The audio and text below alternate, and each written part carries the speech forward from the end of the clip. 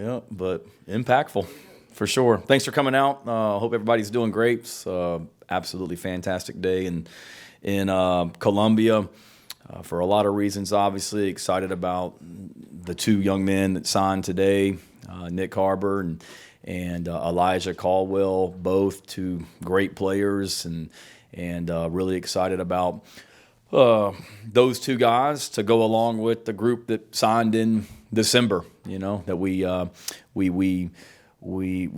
really excited, obviously, about this group that we just put together, and it was already a pretty special signing class before today, and then to be able to add to it today with two great players and two great young men as well. We certainly got better as a football program as well, and just continues to generate more and more excitement and more excuse me, energy about this program. The number of text messages I have on my phone right now from 2024 recruits that are texting me with excitement over the news today tells you everything you need to know. So couldn't be more fired up about those two guys. I know you guys will have questions about both of them, and we'll talk about them.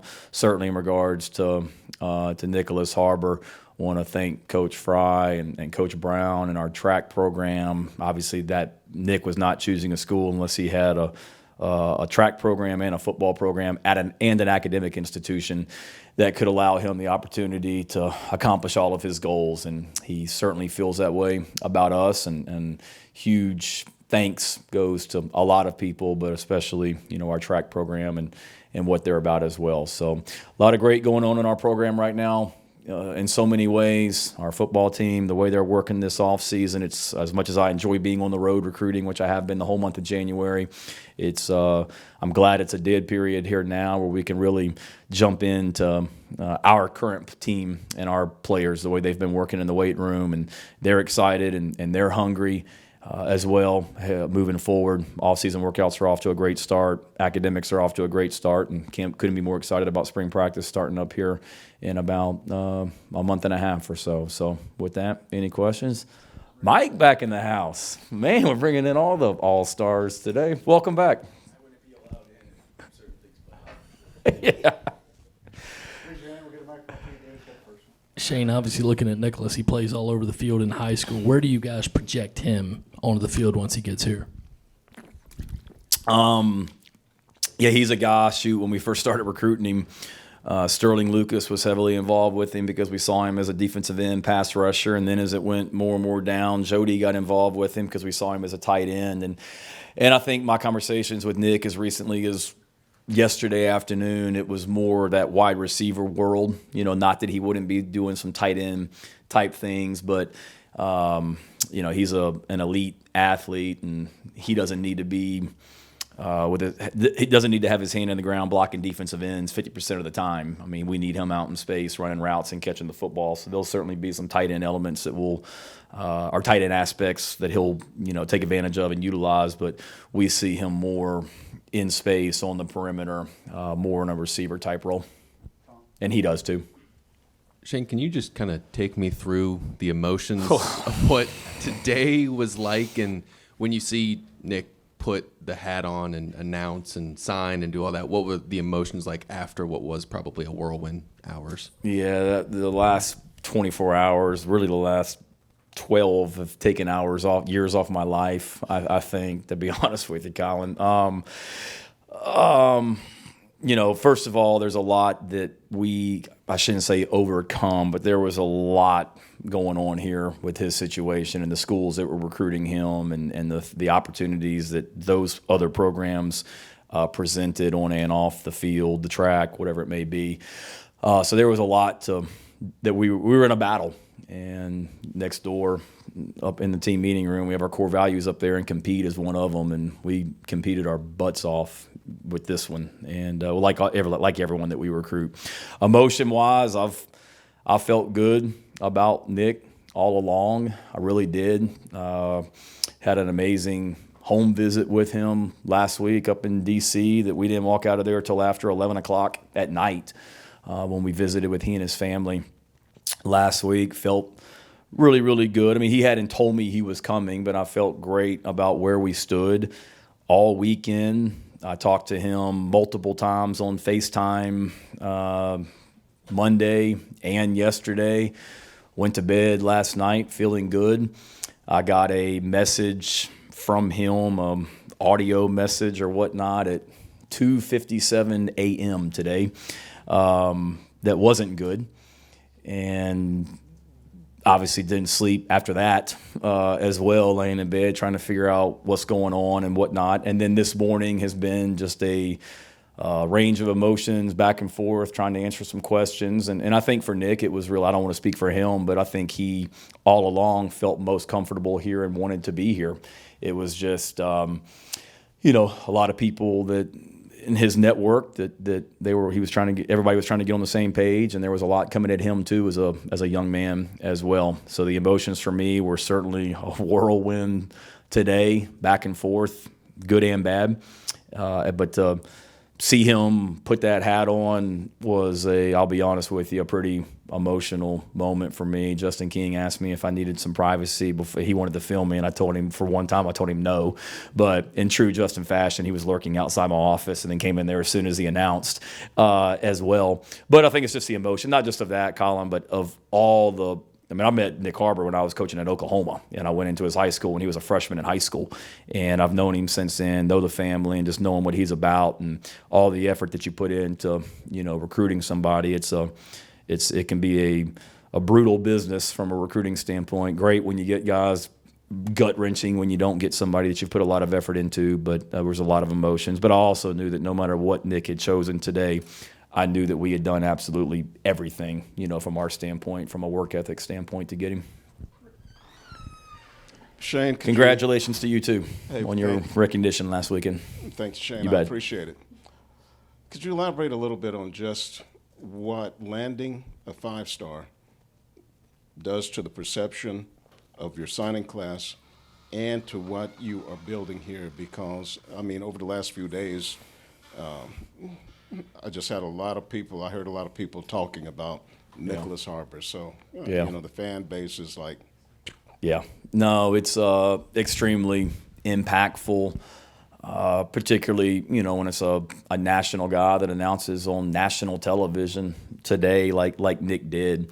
It resonates not just here in South Carolina, but across the country. People are talking about this. And like I said a minute ago about the number of 2024 recruits that are reaching out to me right now, seeing just looking at Twitter, the amount of people nationally, people that don't even talk about that cover recruiting, just sports writers in the national media talking about South Carolina football right now. It's great great publicity, so much positivity and energy out there about South Carolina football right now. And then you're right. I've got a ton of text messages from recruits, but then just a ton of text messages from family, friends, whoever as well about it. So it's I don't think you can put it into words. It caps off what was already an elite signing class in my mind with the group of young men that we've already brought into the program that signed in December. Shane, with Dow's, background as a tight ends coach and as a recruiter, how did he kind of get involved in the process of recruiting Nick, and what was sort of his role there through this? Yeah, no, Dow was great. Dow's been really impactful with not just Nick, but all of our offensive players, that we've been recruiting. And Dow's probably tired of being around me because he's literally been with me everywhere that I went on a recruiting trip. He went with me for the last 3 weeks. So we were together other than at night when we were sleeping. We were in a car in a high school together. And being able to see him up close and personal from a recruiting standpoint, he's been awesome in the high schools and with guys. And he was heavily involved with Nick as well. And that's one thing that we talked about on the home visit with Nick and his family is with Dow's background in the NFL. The NFL is all about matchups and getting the ball to your best players and finding ways to design ways to get the ball to your best players as well. And so I think that was impactful, Dow being able to talk about that. And then the guys that Dow has been around as a offensive coach, guys with size and speed as well, whether it be running backs that could run like with the Titans when he had Chris Johnson that he coached there, or receivers that he's been around with huge size and speed attributes. Being able to talk about that and things that he did from an offensive standpoint with those guys, I think was impactful. And he got to know Nick in a short period of time very well. Can't believe Dave didn't ask about the guy from Northwestern High School, so I'll ask about Elijah Caldwell and what you guys like about him as a player and what he'll add to the receiver room. Yep, love Elijah. He's going to add a lot to that room. He's another one, I love the early signing period. It's great having one in December, but there's situations like Elijah's situation where you're glad that guys could wait too if they needed to. And Elijah, because so many of these young men nowadays, they have great senior years. And sometimes some of them maybe fall through the cracks because schools don't watch as much senior tape as maybe they used to because they're signing guys earlier. Elijah's a guy that had an awesome senior season for sure, and didn't sign in December, was committed to West Virginia and had some coaching transition on that staff, and he decided to wait for that reason. He went to the Shrine Bowl, and the whole week at the Shrine Bowl, all the guys that are with us now were communicating with us about Elijah and his performance at the Shrine Bowl. And then once, Lenoris decided to become a Gamecock, Lenoris, joined the vocal crowd about that and how talented Elijah is. The high school coaches that coached in that game told us the same thing. And then that was one of the first things, like when Dow first got in here. I rember sitting in the offensive staff room with him and Coach Stepp and the offensive staff and watching Elijah's video. He's a very strong as a receiver and at the point of attack, catching balls and being able to fight through contact and things like that as well. And great family. He came down here on an official visit and really enjoyed getting to know him and his family. And that's what we like. One, to get a player out of Northwestern up there, and then two, just his skill set. And I think he's just kind of scratching the surface of how good he can be. Like so many of these kids, Nick's relationship with his mother very close, and that moms carry a lot of weight. Your relationship with the parents, from talking to them, the dad, they seem very high on you. How did you develop that? In fact, he mentioned Boomer several times, how the mom loves your dog. And how did you my develop kids, that over I'm trying time? to figure out how to break it to my own children that Boomer's about to move to Maryland to go live with Nick's mom as well. That was part of the deal. So that'll be a conversation tonight at dinner, I guess, with my family. I don't know. I don't want to pat myself on the back and say just by being myself, but the word that comes up all the time here with our staff, and I've said it before in here probably, is just genuine, and that's what we were. And like I said, I started recruiting Nick when I was at Oklahoma, but didn't really get to know his family until I came to South Carolina. But they're awesome people as well. Dad was a great soccer player as well, and just a unique family with just an awesome background. And that's what you love about recruiting. One of the things I love about recruiting is there's a lot of things, but one, when you deal with families like the Harbors, they're about the right stuff and they're fun to be around. And we had a awesome official visit, other than the way we played that day when he was here, but we had an awesome official visit weekend with them, and the dad's just fun to be around. The mom is fantastic, and they're the same people throughout the process. And yes, Mom does love Boomer. When he was here on his official visit, they came to my house on Friday afternoon and had lunch and spent a couple of hours over there at the house. And his mom and my dog Boomer really bonded at lunch, and that was the first thing. I walked into the home visit last week in DC, and the first words out of his mom's mouth were, "Where's Boomer?" Not "Hi, Coach," not "Welcome to DC," not "So glad you're here." "Where's Boomer?" So that kind of told me how I ranked on her pecking order, but it was enough for us to get him. All right. What do you think? What's your name? Jay. Jay. Nice to meet you, Jay. What do you think most compelled Harbor to come to South Carolina? I think that's a great question. How old are you, Jay? 11? 5th grade? 6th grade? 6th grade? Awesome. Welcome. Good question. I think relationships, to be honest with you, just the relationships that he built with our team, our players, our coaches, our staff, not just me, but all of our coaches and the players that we have here, the other guys. It's a really good group of incoming freshmen that we're bringing in. And those guys really bonded this summer when they were here on recruiting visits, and bonded this fall when Nick was here on his official visit, and they kept in touch. I'll be honest with you, this morning, Jay, I would talk to Tree, who's one of the offensive linemen that we have coming here, and I wasn't feeling good about getting Nick at that point, but Tree had just talked to him, and Tree's like, quit worrying, we're good, and he had just talked to him. I'm like, well, I don't get that same feeling as well. And then talking to Pup and those Desmond and those guys that are already in the program. So I think that's probably the biggest thing, is just the relationships that he had. He had great opportunities at every school that was recruiting him, all good programs, all good academics.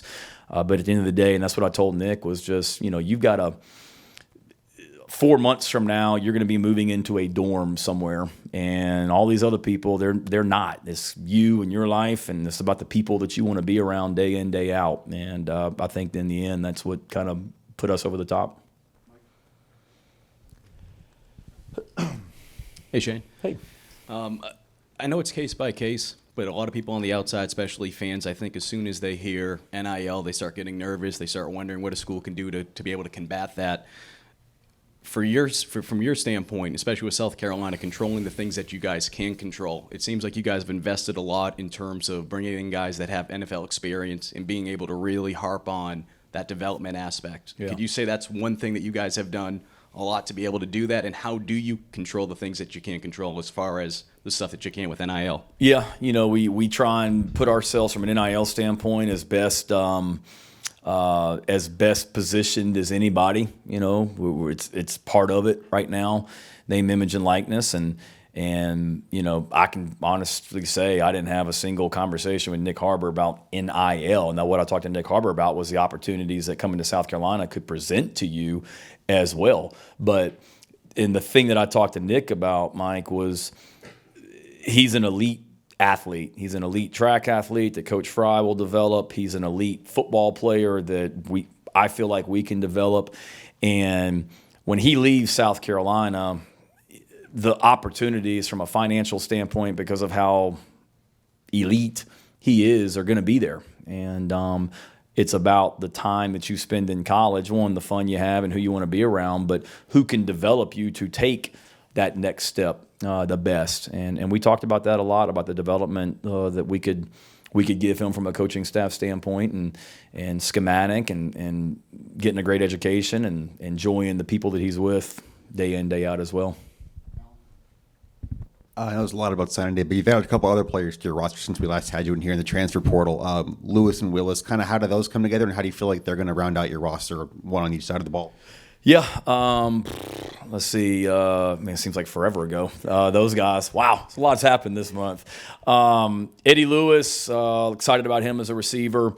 He, we certainly knew with Josh Van and Jalen Brooks leaving, and then that room was thin. And then we got some older guys with Juice and DK and Leggett and AB. Receiver was a critical position for us just from a depth standpoint. We knew we needed more than – we got 4, if you will, proven guys coming back that have played significant snaps for us. We knew we needed to increase the depth in that room for sure. And Eddie was a guy that popped in the portal and liked his tape. Coach Limbo hadn't coached him at Memphis, but had some ties to the people at Memphis, and got good reports back on him. And Eddie came in and took some other visits, and then came in here and decided to be a Gamecock. I think he'll help us, obviously, from a depth standpoint. I think he's got really good special teams ability as well from a punt return standpoint, kick return standpoint.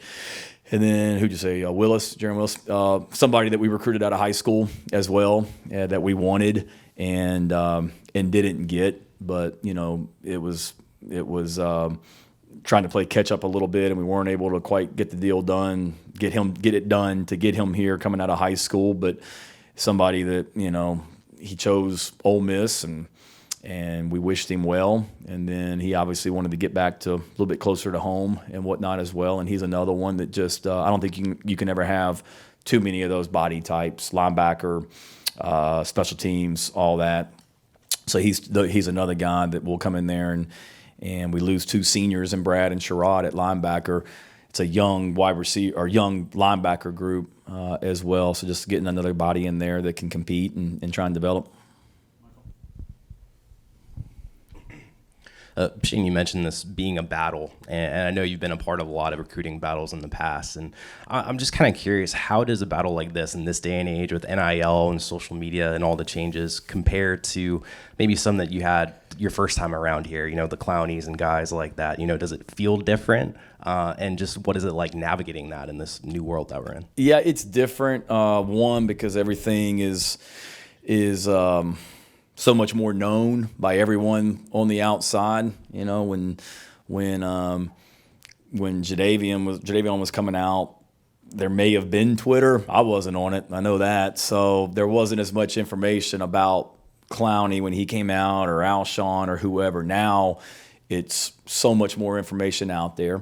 And then I think, recruiting has just exploded so much. And then you add the NIL part of it as well. There's just a lot of people that are a part of things now. When I visited Alshon Jeffrey, when I was recruiting Alshon and went in the home visit, it was me and Alshon and his brother and dad. Nick Harbor's home visit last week, there was more, family, and then some others, that they are close with as well. So I think there's just a lot more at it right now. And then certainly with what any school, in this case, other schools, are able to, what's the best word? Offer, I guess. There's a lot more that you have to battle with, and we're as well suited as anybody to get in there and win those battles without a doubt. And we fought our butts off on this one, and again, it just kept coming back to the relationship piece of it as well, because there are a lot of things nowadays, but at the end of the day, it still gets down to people and the relationships and who you want to be around for the next 3-4 years of your college career as well. Hey, Coach, I know you touched on it earlier, but how important is it to have guys in this class like Pup Howard and Big Tree that can recruit in areas where you can't necessarily? Yeah, it's huge. It's huge. I mean, I've been was on a group text with a lot of those guys throughout the last few days, especially with Nick. Just, hey, man, have you talked to him? Have you heard from him? He just told me this. What are y'all hearing? Have you talked to him? Can you call him? All that stuff. And I didn't have to tell him anything. They're already doing it. But to have a guy, a personality like Pup, who's connected with so many of them, and I felt Pup was like my psychological counselor this morning, because I was texting him about everything, and Pup's like, we're good, Coach. We're good. All we got is all we need. If he doesn't come, we're fine. We're having a great off season. Let's just keep it going. I'm like, you're right, as well. But they've been awesome. And then those other guys from that area as well that he's can connect with, Desmond and Tree and whatnot, and Zabari Sandy, who we signed from up there and whatnot. So being able to, guys from that area, the DMV area, being able to connect with those other guys is huge. And then the guys on our team that he had developed relationships with as well. That's why it's always important to just, all those guys that I'm talking about, that signing class, it seems like whenever one of them was here on visits, they all came, even if they hadn't planned on it. They heard somebody was coming. Well, if Pup heard that whoever was coming, then he's going to be there and whatnot. And just being able to start that, connection. And we want that area. We're always going to start in South Carolina, but that, DMV area will be heavily recruited, has been and will continue to be as well. I mean, as a matter of fact, I think the very first text I got when Nick made the announcement today was from Antone Harrison, who played offensive tackle at Oklahoma, I was recruiting when I first saw Nick Harbor 4 years ago. I mean, Antone sent me a text immediately, or sent me a direct message on Twitter immediately about it, and his excitement as well. So it's about relationships, and he kind of started it in a lot of ways, us getting him at Oklahoma, and then we've carried it on here. Last time we spoke, you mentioned the edge position being a little bit of a concern for you.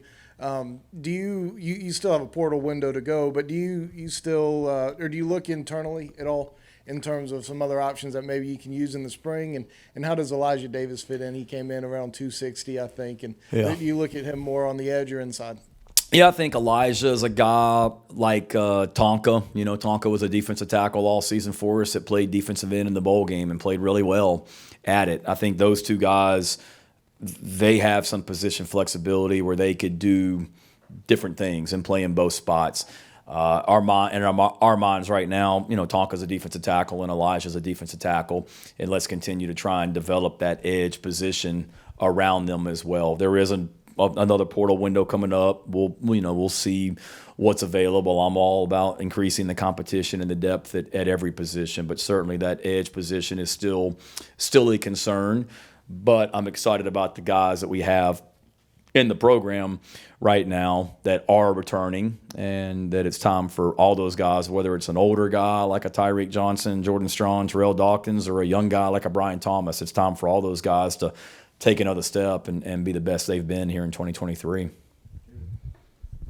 Shane, I believe you were hired here a week after signing day in 07 when the best class by ranking of USC got in here. What do you remember about those guys as freshmen, Robertson and Melvin and Steven and all those other guys that came in, and what that was the best class? Yeah, I was, because I was hired in February right after that, I think. So, yeah, you're exactly right.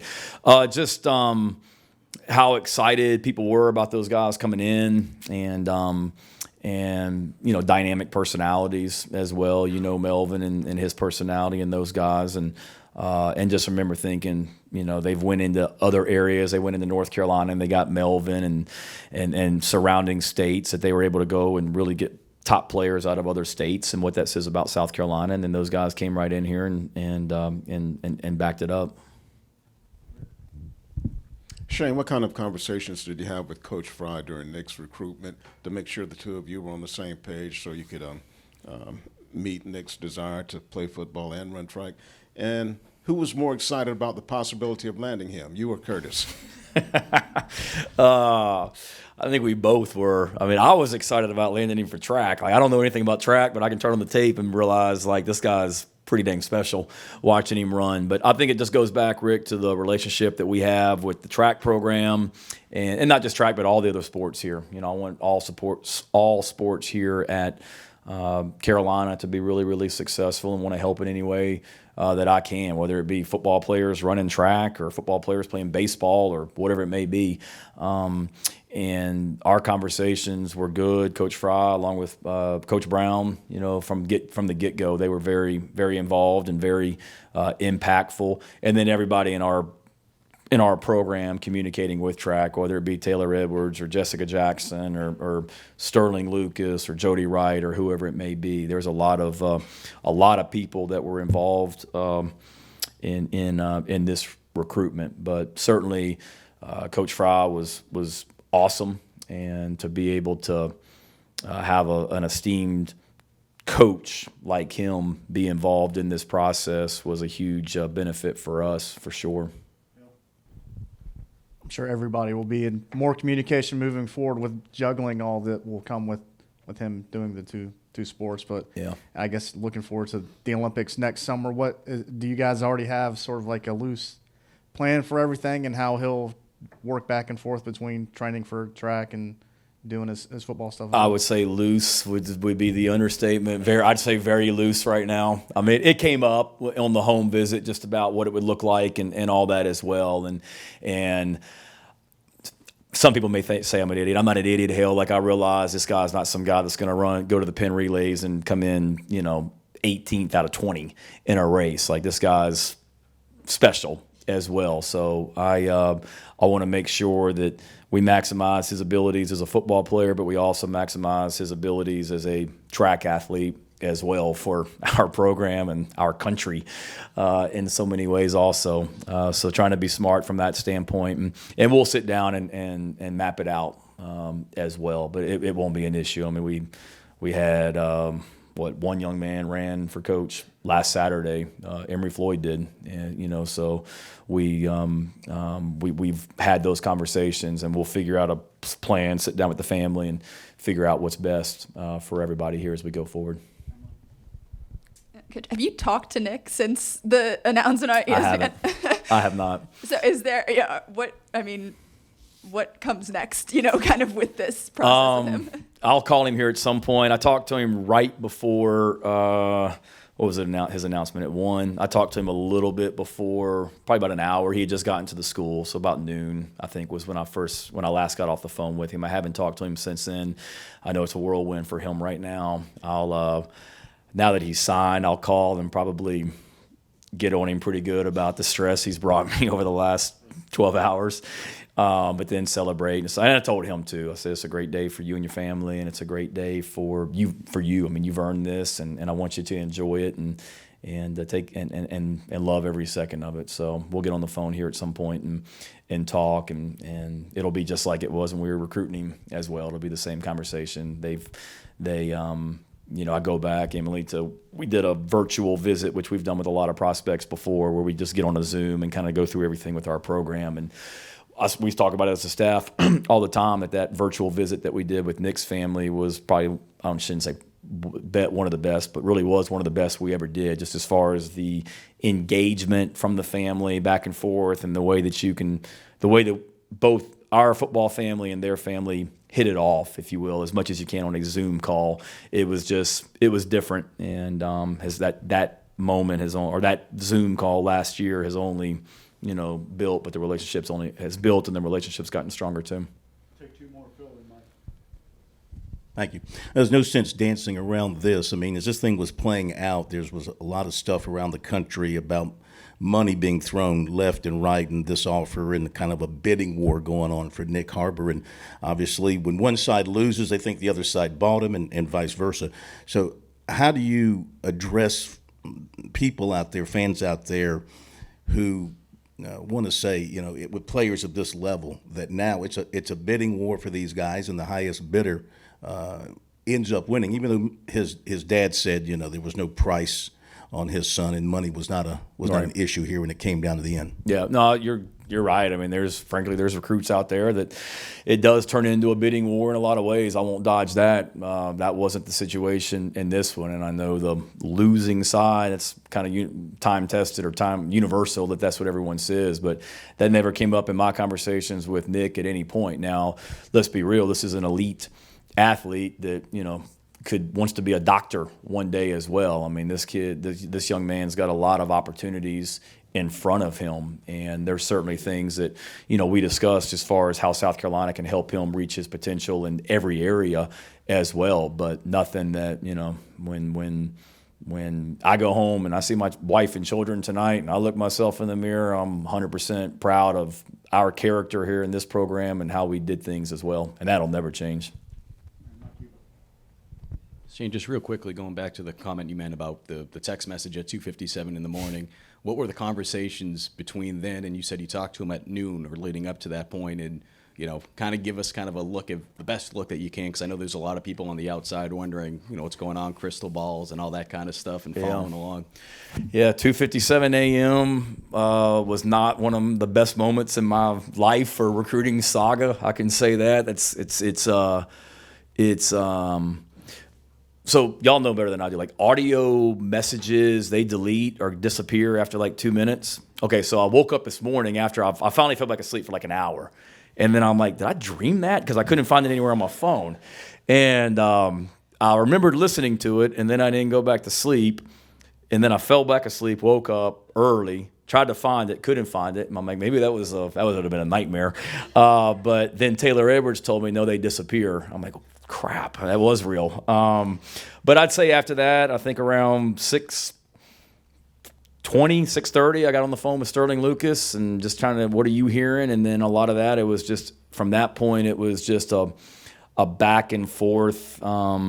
Sterling talking to the high school coach, Sterling reaching out to the parents, Jody Wright, myself trying to reach out to the parents, reach out to Nick, everybody involved with the process, just trying to figure out exactly what's going on. It wasn't that I felt necessarily that he was not coming to South Carolina. It wasn't trending in the right direction, I'll say that. It was just it wasn't trending in the right direction, I'll say that. Really, it wasn't.